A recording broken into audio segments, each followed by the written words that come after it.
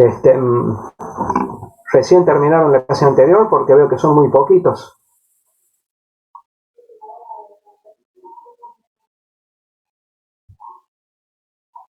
Creo que no hubo clase antes, yo dije. Ah, el No, módulo anterior no ah, hubo clase. capaz que se habrán olvidado Bien, los chicos que tenían la clase esta. a ver, disculpen un segundito, por favor.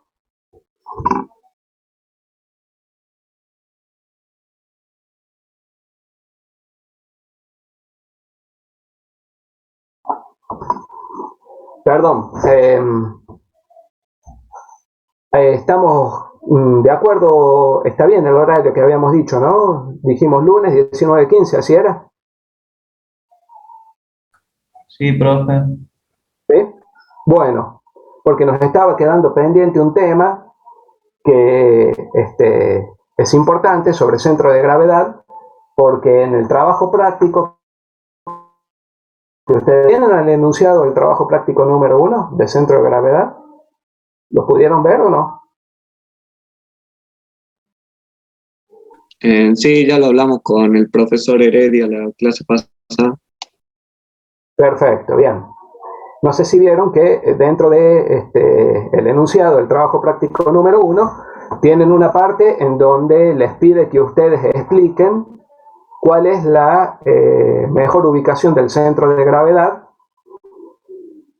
del vehículo, considerando distintas situaciones, marchando en línea recta, en una curva, etcétera, ¿sí? Entonces, para poder responder bien esa parte, nos está quedando pendiente ver algunas consideraciones sobre la ubicación del centro de gravedad, que eso es lo que teníamos preparado para hoy. Bien, así que si les parece, vamos a ir comenzando para no demorar más.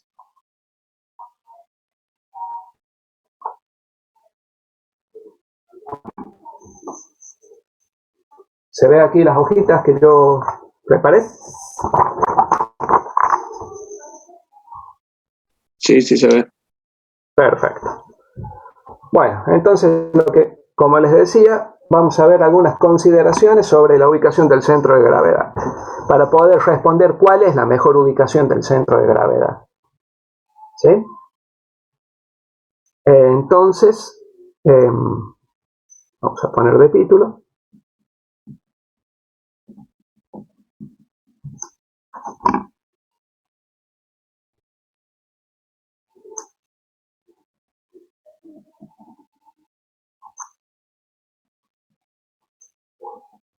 Consideraciones sobre la ubicación del centro de gravedad.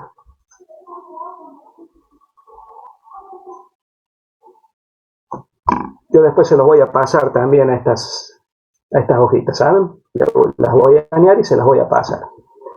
Primero vamos a hacer el estudio de qué sucede cuando el vehículo está marchando en línea recta. Como ustedes saben, para que aparezcan esfuerzos sobre el vehículo, tiene que haber una aceleración, ¿sí? Eso provoca que aparezca una fuerza de inercia que es igual a masa por aceleración, en el caso de la marcha en línea recta. Si el vehículo está marchando en línea recta a una velocidad constante, ¿va a existir algún esfuerzo lateral o hacia adelante o hacia atrás sobre el vehículo, marchando a velocidad constante? No, porque no hay aceleración. Exactamente, al no haber ninguna aceleración no va a haber ningún esfuerzo. Quiere decir que a los efectos del estudio del comportamiento del vehículo, marchar en línea recta a velocidad constante es exactamente lo mismo que si el vehículo estuviera detenido. ¿Se entiende? Ahora bien, eh, ustedes vieron que en algunas curvas, eh, o puede ser que tengamos un camino con un determinado ángulo de inclinación. Ese ángulo de inclinación se llama peralte. Es lo que vamos a graficar aquí. Lo vamos a llamar alfa al ángulo de inclinación del camino, también llamado peraltado. Y vamos a suponer que yo tengo mi vehículo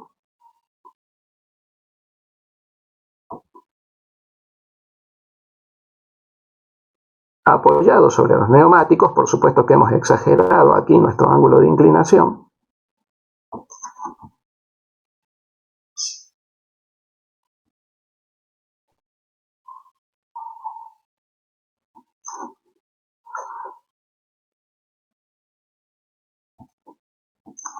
Por si no se dieron cuenta, tomé clase de diseño en una escuela italiana, diseño de vehículos,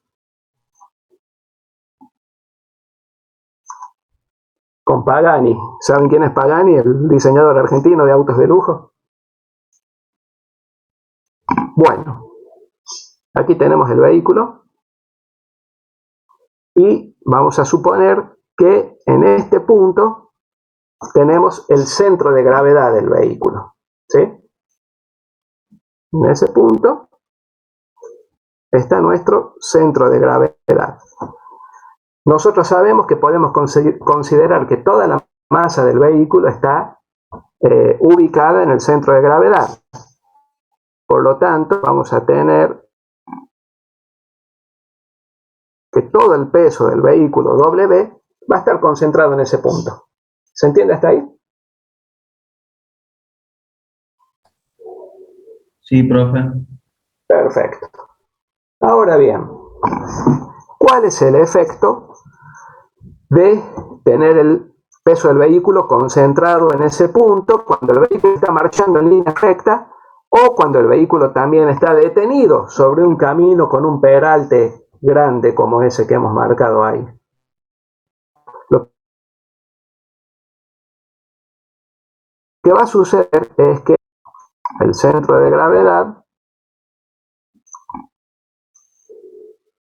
con el peso W, y aquí lo que voy a tener es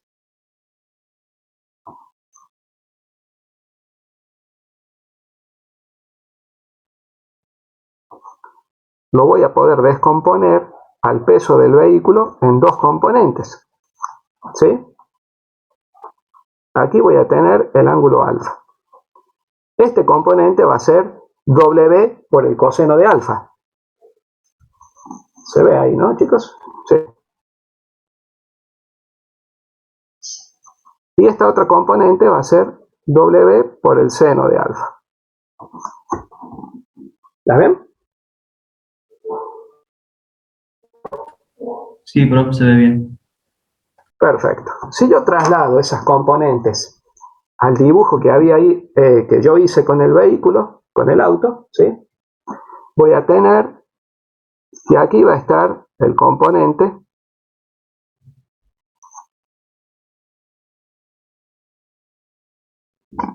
W por coseno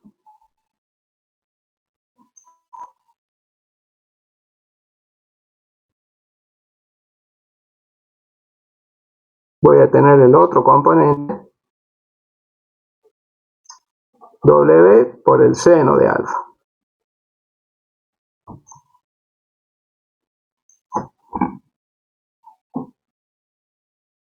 Solamente trasladé los componentes, ¿sí? Ahora bien, ¿cuál es el efecto de esas dos componentes sobre el peso W? Fíjense que esta componente, W por el seno de alfa, tiende a hacer que el vehículo gire sobre el punto P, ¿sí? En este sentido. Quiere decir que tendería, cuando el ángulo es excesivo, tendería a volcar el vehículo sobre el punto P, gracias a la componente W por el seno de alfa. ¿Se ve? Ahora bien, yo tengo aquí, lo voy a designar con H, a la altura del centro de gravedad, ¿sí? Lo voy a anotar aquí. H altura del centro de gravedad. Y también necesito otro dato, que es este que voy a anotar aquí, que es la distancia, ¿sí?, entre las dos ruedas del vehículo, ubicando sus extremos más alejados, desde este punto hasta este punto. Esa distancia es la trocha, P. ¿Sí? Se conoce como trocha la distancia que existe entre el exterior de una rueda y la otra.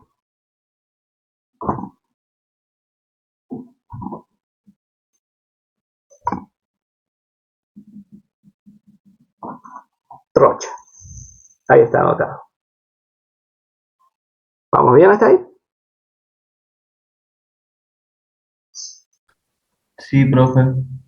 Perfecto. Entonces, ¿cuál es el efecto de las dos componentes?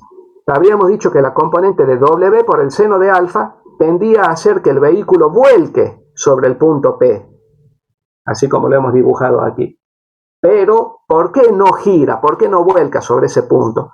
Porque tenemos otra componente que es W por el coseno de alfa, que hace que el vehículo se estabilice. ¿Está bien? Que no gire. Entonces aquí se producen dos momentos. Uno es el momento al vuelco,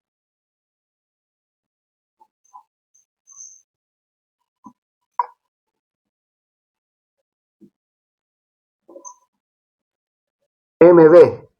¿Y a qué va a ser igual? A W por el seno de alfa por la altura h, fíjense. Es un momento que es fuerza por distancia sobre este, de acuerdo al momento al giro sobre este punto P, la distancia que yo tengo es la altura del centro de gravedad por esta fuerza que es W por el seno de alfa. ¿Se entiende? Y el momento que va a evitar que el vehículo vuelque, que es el momento restaurador,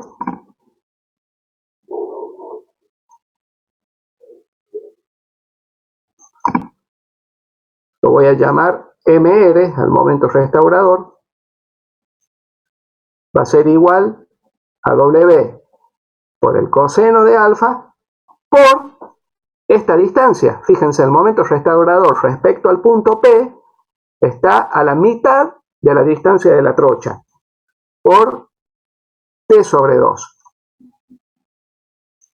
¿Vamos bien hasta ahí, chicos? Sí, profe. ¿Qué es la trocha? La trocha es la distancia que existe entre la parte externa de un neumático y la parte externa del neumático opuesto dentro del mismo eje del vehículo. Por eso tienen trocha delantera y trocha trasera. Generalmente esas distancias coinciden, ¿cierto? Claro, ajá, bien. ¿Se entiende? A eso se le llama trocha. Será entre este punto que yo marqué como P aquí y el punto P que iría del otro lado, aquí. Esa es la trocha. Es un dato que normalmente se conoce para los vehículos, ¿sí? ¿Cuál es la distancia entre ejes? Es la distancia entre el eje delantero y eje trasero. Y la trocha es la distancia entre la parte externa de una rueda y la otra. Bueno, perfecto, profe. ¿Se entendió ahí? Sí. Perfecto. Bueno, ¿cuál es la condición de estabilidad en estas condiciones de marcha en línea recta a velocidad constante? La condición de estabilidad va a ser la siguiente.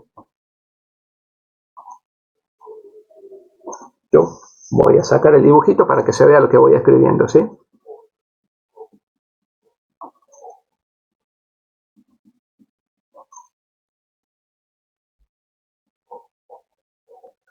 Tiene que ser que el momento restaurador sea mayor o igual, no sé si igual, pero por lo menos mayor seguro, al momento al vuelco. Ahora bien, para que este vehículo en esas condiciones sea lo más estable posible, ¿qué recomendaciones puedo hacer respecto a la ubicación del centro de gravedad? En primer lugar, respecto al ángulo, yo veo que la componente W por el seno de alfa aumenta cuando aumenta el ángulo. Recuerden que el seno de 0 es 0 y el seno de 90 grados es igual a 1. ¿Sí? Quiere decir que a medida que el ángulo alfa aumenta, aumenta la componente W por el seno de alfa y disminuye la componente W por el coseno de alfa.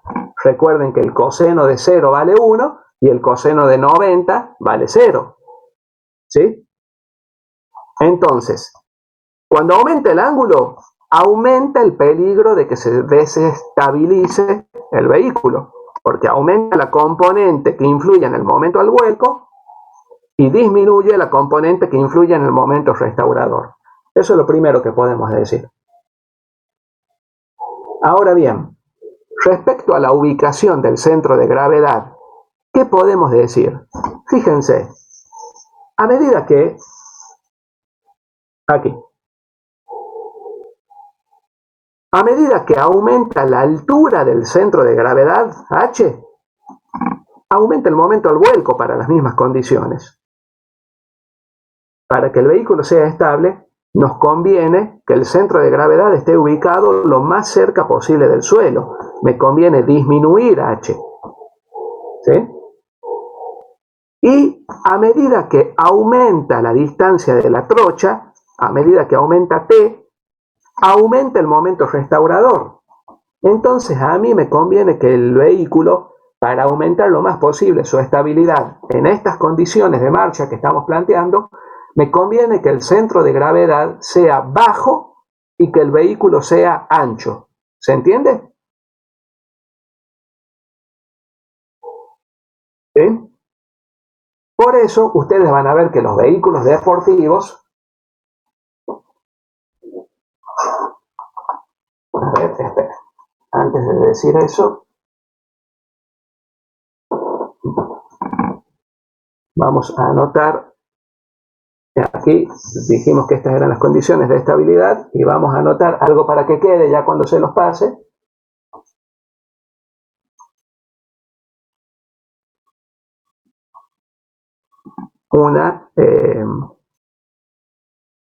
Una conclusión de este estudio que estamos haciendo, y es que aumentar T, la trocha,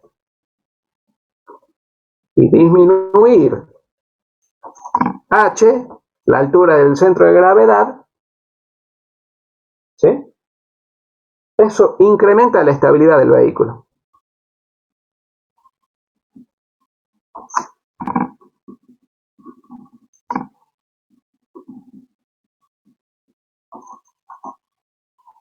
¿Vamos bien hasta ahí?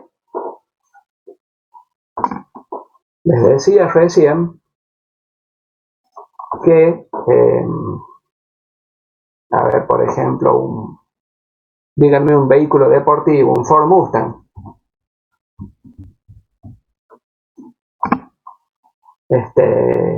Un Chevrolet, ¿cuál es el Chevrolet que es oponente del Mustang?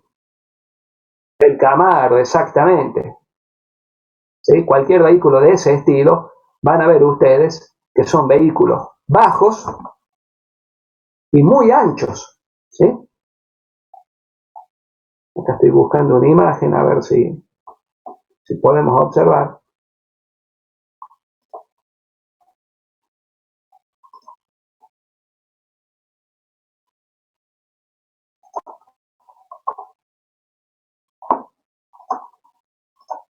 Vamos a ver. Esperen que voy a tomar el rol de anfitrión para poder compartir pantalla.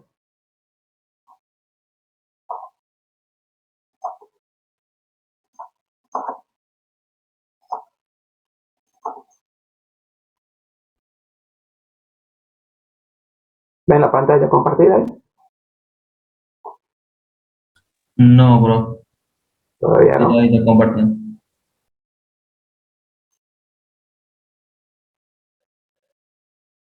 ¿Ahora sí? Bien. ¿Ven? Este, por ejemplo, es un Ford Mustang. Como ustedes pueden ver, se nota que es un vehículo muy ancho, que tiene una trocha grande, ¿sí? La distancia entre este extremo del neumático y el extremo opuesto es grande, una trocha bien amplia, y también es un auto bajito, no solamente bajito en su altura desde el suelo hasta el chasis del vehículo, sino bajo en general. La altura del motor, la altura del techo, son vehículos bajos. Es más, suele ser relativamente incómodo el ascenso y el descenso de este tipo de vehículos, porque es prácticamente como sentarse y levantarse del suelo, ¿sí? Todo eso hace que sea un vehículo seguro a las velocidades que puede llegar. Este vehículo es un vehículo deportivo que está pensado para andar a altas velocidades, entonces se trata de que incrementar lo más posible las condiciones de estabilidad de este vehículo.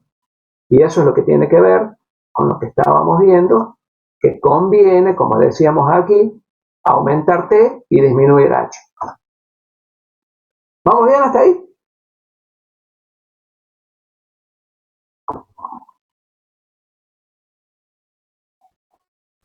Sí, profe, bueno, todo bien. Se va entendiendo, ¿cierto? No hay problema por ahora. Bien, hasta ahora hicimos solamente un análisis de la ubicación del centro de gravedad marchando en línea recta. Pero ahora bien, ¿qué sucede en una curva? Ahí tenemos que ver un poquito más. ¿Qué es lo que pasa en una curva? Cuando tomamos una curva a alta velocidad, entra en juego la fuerza de rozamiento de los neumáticos contra el pavimento, ¿sí? Ese es el análisis que vamos a hacer ahora a continuación. Sí, les pido, por favor, si me dan, me está picando un poco la garganta, voy a tomar un vaso de agua, ahí vengo, ¿sí? 30 segundos les pido, disculpen, chicos.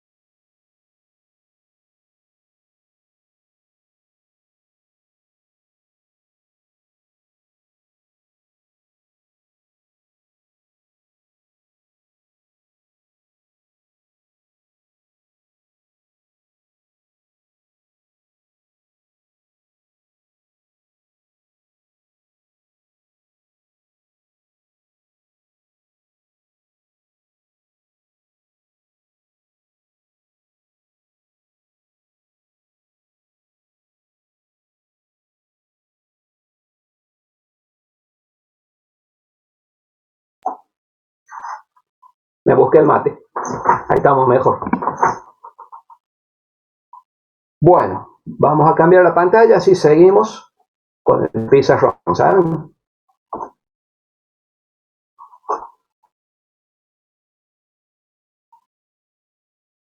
Ahora en una curva, pero antes tenemos que pensar qué hace en una curva. Recién habíamos dicho que marchando en línea recta, si no había acelerar, ¿sí? Si yo no lo aceleraba el vehículo o no lo frenaba, no aparecía las fuerzas de inercia en una marcha en línea recta. Entonces, a velocidad constante, en línea recta, era lo mismo que el vehículo estuviera detenido o marchando a 100 km por hora. Estas condiciones no variaban en ninguno de los dos casos, ¿sí? Ahora, ¿qué sucede en una curva? ¿Sí?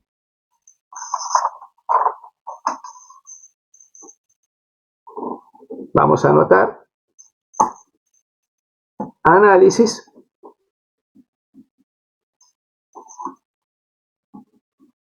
Profe, En una curva. Sí, escucho, díganme. después que cuando termine de explicar la clase, ¿que puede pasar fotos de lo que está escribiendo? Exactamente, sí. Yo voy a pasar las fotos de esto que vamos escribiendo.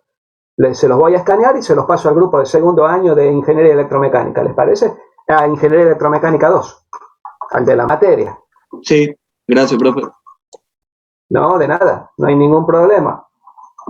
Bueno, entonces, hay una diferencia en la curva.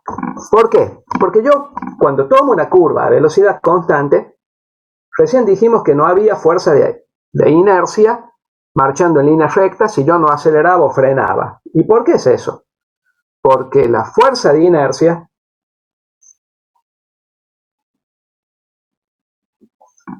es igual a masa por aceleración. Y si yo no tengo aceleración en línea recta, necesito acelerar o frenar. No voy a tener fuerzas de inercia. ¿Sí? Ahora bien, lo que me aparece es la fuerza centrífuga. ¿Sí? La fuerza centrífuga es fuerza inercial. Nada más que, la voy a llamar Fc, es masa por velocidad al cuadrado sobre r. ¿Sí? Aquí yo tengo, si hago un dibujito, tengo un centro de giro con el radio r. Aquí tengo una masa m y v es la velocidad tangencial. ¿Sí? Ahí tengo ese cuerpo de masa m girando con velocidad tangencial v,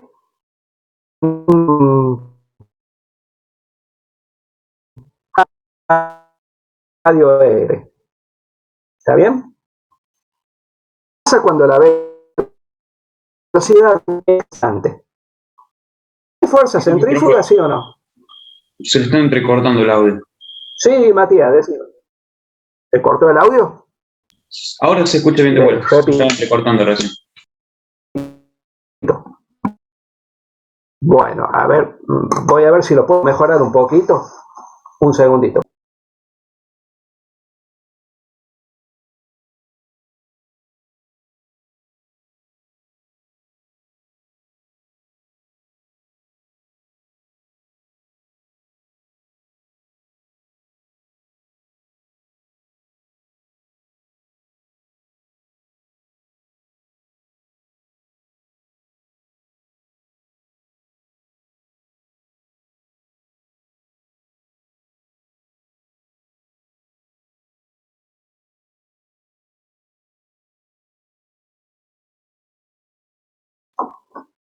Bueno, avísenme si se corta mucho, ahí traté de mejorar un poquito. Cualquier cosa me dicen, por favor. ¿Cómo se escucha ahí? Se escucha bien, profe. Ahí bien, profe. Gracias. Decíamos que la fuerza de inercia aparecía cuando variaba la velocidad, cuando había una aceleración, una desaceleración. La fuerza centrífuga, cuando yo tengo esto a velocidad v constante, ¿va a existir o no va a existir?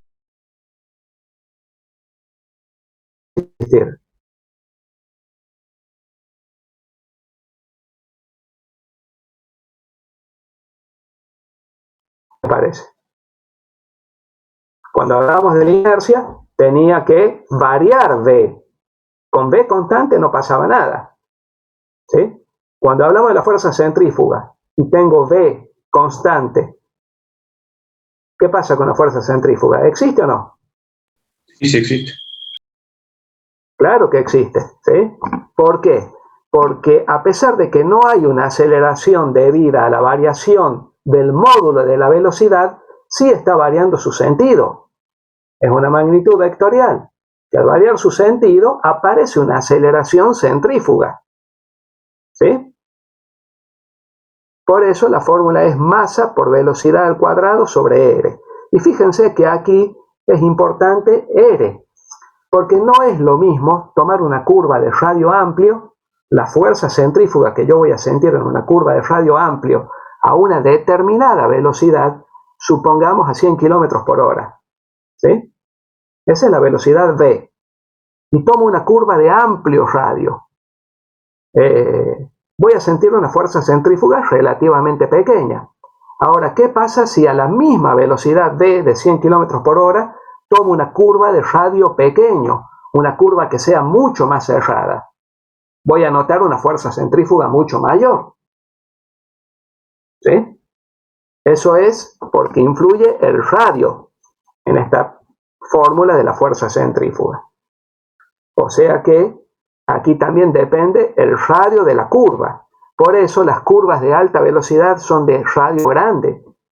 En la ruta nunca van a encontrar una curva muy cerrada, a menos que tenga un cartel indicador que diga curva peligrosa, que tenga la velocidad. ¿Sí? Bien. Habiendo explicado eso, podemos hacer un análisis de lo que sucede en una curva sin peralte. Recuerden que peralte era el ángulo de inclinación que tenía el pavimento.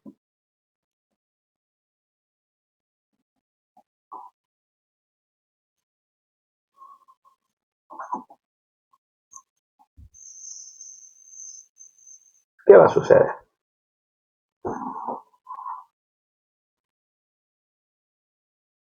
Voy a tener el pavimento,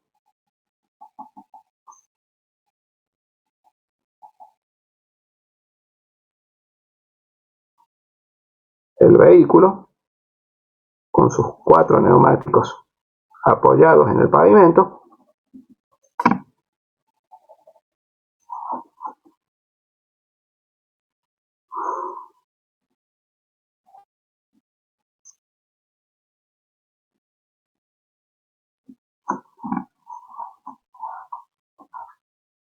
y como esto está girando en una curva, ¿sí?, en este sentido, va a aparecer en el centro de gravedad del vehículo una fuerza centrífuga hacia el lado externo de la curva, Fc. ¿Sí? ¿Y quién va a contrarrestar esas fuerzas centrífugas? Lo va a contrarrestar la fuerza de rozamiento del neumático sobre el pavimento, que está ubicada aquí, en el centro de la huella de apoyo de cada neumático. Va a aparecer esta fuerza Fr. ¿De qué depende Fr? Depende de muchas cosas, como por ejemplo de el estado del pavimento. No es lo mismo un pavimento muy liso y mojado que un pavimento seco y rugoso. Depende del estado de los neumáticos, depende del peso del vehículo, también la fuerza de rozamiento, depende de muchas cosas, ¿sí? Pero el asunto es que tenemos 4 fuerzas de rozamiento, una por cada neumático. Entonces, ¿cuál va a ser aquí la condición de estabilidad?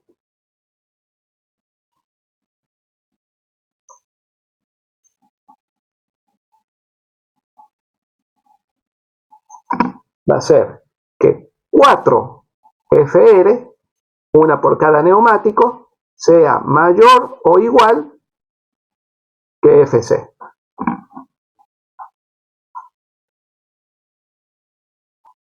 Quiere decir que va a llegar un momento en el cual, por la velocidad del vehículo, que al aumentar la velocidad lineal del vehículo aumenta Fc, ¿sí? O si la curva tiene un radio muy cerrado, también aumenta Fc. Entonces hay algunas condiciones en las cuales yo no voy a poder asegurar la estabilidad del vehículo si la curva es muy cerrada o si el vehículo transita a mucha velocidad. Y si yo quiero hacer que una curva en la ruta se la pueda tomar a una velocidad mayor, ¿qué puedo hacer? Puedo darle el ángulo de peralte necesario, ¿sí? Fíjense. Vamos a anotar aquí una curva con peralte.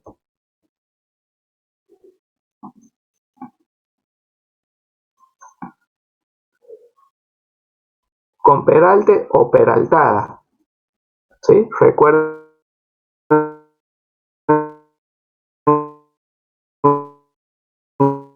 que peralte es el ángulo de inclinación en peraltada. ¿Cómo lo puedo plantear? Lo puedo plantear sencillamente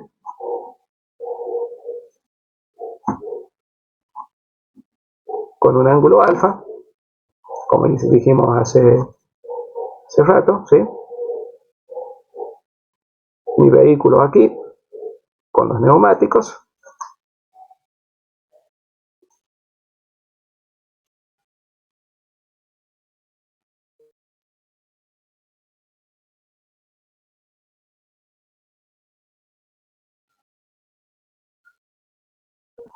Ahora bien, ¿qué va a suceder? Lo que va a suceder es lo siguiente. Voy a seguir teniendo mis fuerzas de rozamiento con sentido paralelo al pavimento, aquí, ¿sí?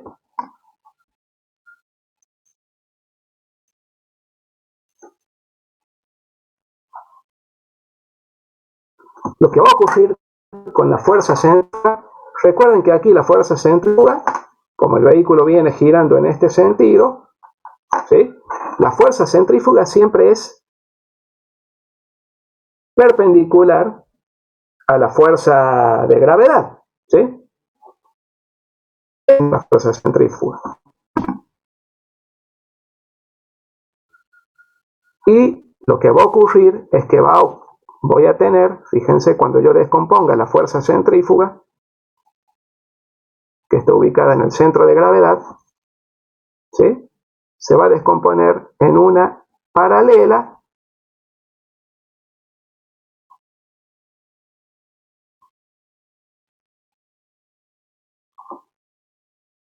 aquí tengo el ángulo alfa, que va a ser Fc por coseno de alfa. Ese es paralela al pavimento, ¿sí?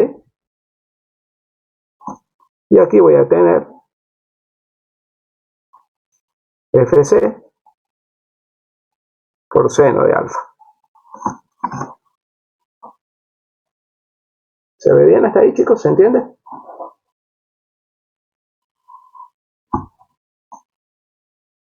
Quiere decir que aquí va a estar mi componente, esta, que es Fc coseno.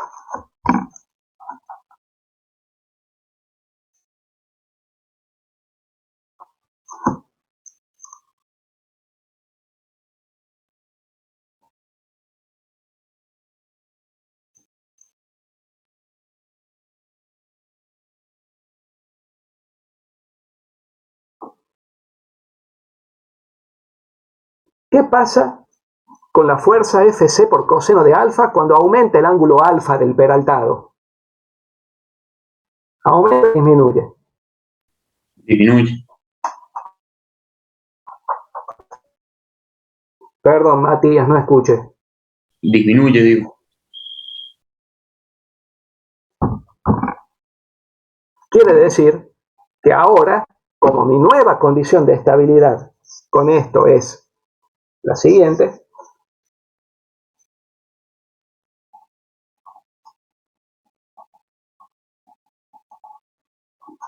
es que 4Fr tiene que ser mayor o igual que Fc por el coseno de alfa, ¿sí? Y sabemos que esta fuerza Fc por coseno de alfa es menor que Fc y disminuye a medida que aumenta el ángulo de peralte, alfa.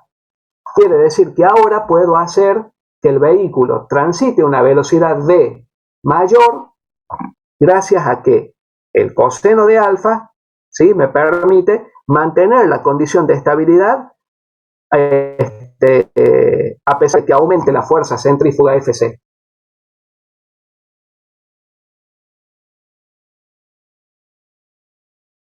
¿Se entiende?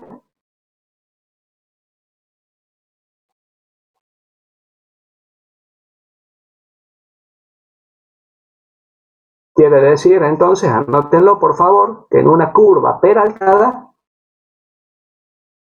el vehículo puede transitar a una velocidad V mayor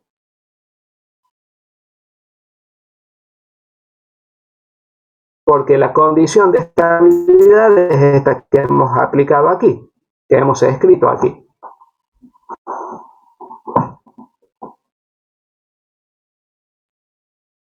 ¿Se entiende, chicos?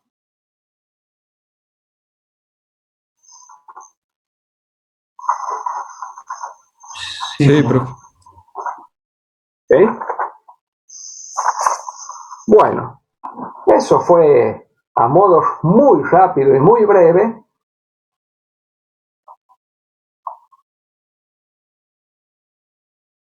Bien, les decía, muy brevemente fue un análisis de cuál es la mejor ubicación del centro de gravedad y cómo interviene el ángulo de peralte del pavimento para mantener las condiciones de estabilidad, tanto marchando en línea recta como marchando en curva.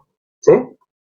Yo se los voy a pasar a esto ahora. Lo que ustedes tienen que hacer cuando ustedes desarrollen su trabajo práctico es, en base a esto que yo les voy a enviar ahora, es hacer una explicación de cuál sería la mejor ubicación del centro de gravedad del vehículo. ¿Por qué? ¿Sí? Se van a basar en esto que yo les envié para que ustedes con sus palabras expliquen cuál es la mejor ubicación del centro de gravedad. Una consulta, profe. ¿Cuándo sería la fecha de entrega? Vamos a plantearlo para... Ustedes ya comenzaron a ver motor de 4 tiempos con el ingeniero Heredia, ¿verdad? No, creo que no. Sí, en la última clase. Nos explicó bien qué es motor, pero no el funcionamiento todavía. Todavía no. Bueno, eso les va a llevar más o menos unas 3 clases con el ingeniero Heredia, a ver todo eso. Así que lo podemos plantear para dentro de 15 días, si les parece. ¿Sí? O sea, de ahora a 15 días. Claro, exactamente. Ya estoy viendo aquí el calendario para ver cuándo sería. El próximo, este miércoles que viene no, el otro es 28, ahí sería una semana. El 5 de mayo, si les parece. O sea, la entrega del centro de gravedad, todo este trabajo. Porque, disculpe, yo vi en el campus que lo decía para este jueves, algo así, la fecha. Sí, pero lo vamos a modificar un poquito. Ah, bueno, perfecto. Probablemente sean las fechas del año pasado. Tengo que ingresar al campus y corregirlo. Ya lo voy a arreglar, ¿saben? Ah, bueno, porque ya estábamos medio apurados ahí buscando las cosas. No se confíen, ¿sí? Les voy a dar el tiempo, como les digo, hasta el 5 de mayo para terminarlo, pero porque seguramente le van a surgir dudas cuando lo estén desarrollando. Cualquier duda me consultan, ¿sí? Pero yo ahora mismo termino con ustedes, ingreso al aula virtual para cambiar la fecha, ¿sí? Al campus virtual, perdón. Yo quería preguntarle una cosa. ¿Cómo no? Yo estuve buscando las partes, bueno, las fuerzas que tiene, por ejemplo, un gol. Estuve buscando y lo que no encuentro, o sea, el peso vendría a ser de cada parte para poder desarrollar el sistema de fuerza. Y lo que no encuentro es cuánto pesaría un motor, más o menos. Bueno, ahí era como decíamos, me imagino que se los comentó el ingeniero Heredia. Hay cosas de las cuales no es fácil encontrar el peso, entonces tenemos que estimarlas nosotros, ¿sí? Tratando de ser lo más realista posible. ¿Está bien? Entonces, ¿cuánto pesa en total el Volkswagen Gol? Más o menos. 1000 kilos aproximadamente. Aproximadamente 1000 kilos. Entonces ustedes de ahí tienen que decir, bueno, ¿cuánto pesa el chasis? ¿Sí? El chasis incluyendo todo lo que no incluyan como peso separado. ¿Está bien? El motor generalmente lo calculan junto con la caja de cambios. Entonces tienen que tratar de estimar un peso realista del motor con la caja de cambios. ¿Pueden ser 300 kilos un peso realista si todo el vehículo pesa 1000 kilos? Y no, ¿No? no, ¿Les parece mucho o poco? Yo me diría parece que mucho. parece mucho. Mucho. Bien. ¿Cuánto les parece un peso realista para el motor junto con la caja? Yo diría que 200 kilos. entre 100 y 200, diría yo. 100 Bueno, kilos es medio poco, ¿eh? no, o Para sea, motor. entre 100 y hasta 200, más o menos. Bien. Perfecto. Pueden consultar con algún mecánico, ¿sí? ¿Cuánto puede pesar un motor y una caja de la cilindrada del Volkswagen Gol? Puede ¿Sí? ser 35 kilos, puede ser, ¿no? ¿Cómo? Puede pesar 35 kilos de 5 velocidades acá. Bien. ¿Y junto con el motor entonces? ¿150 kilos todo? Aproximadamente. Bueno, estímenlo así. ¿Sí? Cuando tengan dudas, consulten con alguien que haya manejado esos elementos y que pueda indicarles aproximadamente el peso. Acá en Google dice que un motor 1.6 puede pesar aproximadamente 127, 130 kilos. Perfecto. ¿El motor solo o con la caja, Fernando? Un motor solo. Bien. O sea que entre 150 y 200 kilos el motor con la caja es una estimación bastante correcta, bastante certera. ¿Sí?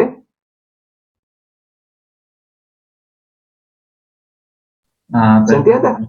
Sí, sí. Háganlo así, de esa manera. Traten de buscar información, aunque no sea el peso exacto, que sea lo más parecido posible a la realidad. ¿A qué me refiero con parecido a la realidad? Me refiero a que, como estuvimos viendo, si le ponemos entre 150 y 200 kilos no está mal, es bastante aproximado, bastante real, ¿sí? Que no le pongan ni 40 kilos al motor con la caja, ni que no, y que tampoco le pongan 700 kilos al motor con la caja, ¿sí?